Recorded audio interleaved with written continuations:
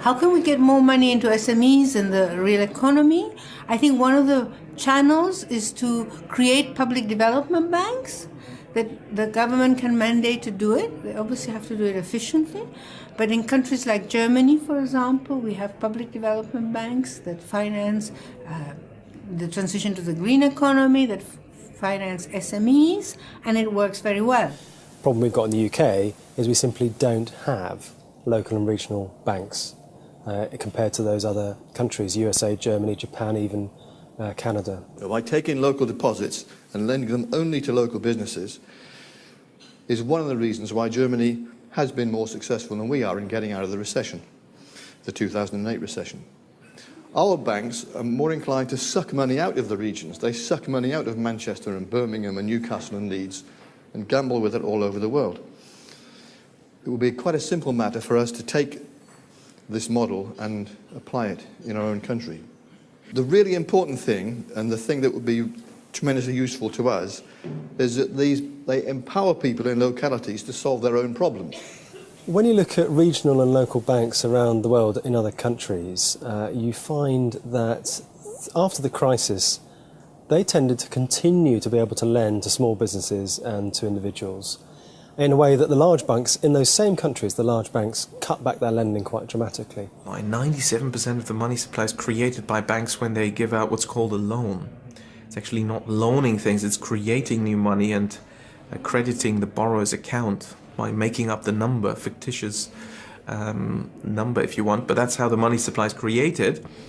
It stands to reason, if that's the system we have and the process that we have, that the banks are given some kind of rules about who gets access to this newly created money and for what transactions. Well, the local banks are founded in the area where they are located, and because of the regional principle they have to stay there, and therefore they are only interested in developing these SMEs, because it's the only asset of these banks to survive in the future, as they cannot go to Cayman Islands or somewhere else in the world. So they are quite interested in developing these SMEs, because it means that their banking business do well. The average amount of savings deposits in this country is £42,000 per household. There's about 400,000 households on Tyneside. If 40% of those people save that amount of money in their local savings bank, savings and enterprise banks, that would be £6 billion. That's a huge amount of money. So the government's own business bank has only got £1 billion. The Regional Growth Fund has only got £2.6 billion.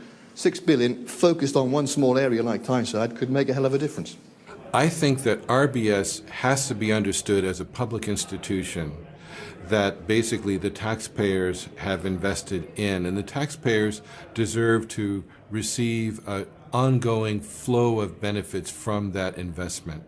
And so I think that RBS should turn into maybe a regionally controlled a set of regionally controlled banking institutions that link up with municipal governments and local councils of business and of community groups to essentially ensure that the banking and financial needs of each community are taken care of.